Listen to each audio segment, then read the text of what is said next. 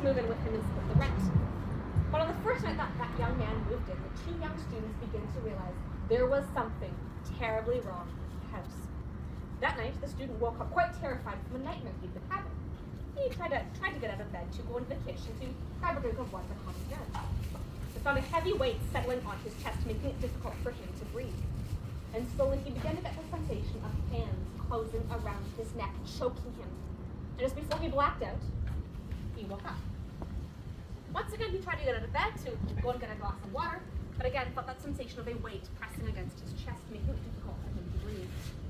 And slowly, once again, the hands began to clench around his neck. And just before he blacked out, he woke up. This cycle repeated itself over a dozen more times before he was finally able to wake up, get out of bed, and walk to the kitchen. When he reached the kitchen, however, he saw a man that he didn't recognize, a very strange man, with his head bent at an odd angle as though his neck had been broken. Horrified, the student watched as the man turned around, revealing a hideous face, pale and stretched out, elongated, with dark holes where the eyes and mouth should be, a bit like the painting of the screen. Terrified this time, the student finally woke up, and shaking and trembling, he got out of bed and walked to the kitchen, grabbed some water on the terrace. He found his new roommate sitting there, looking equally pale and equally terrified.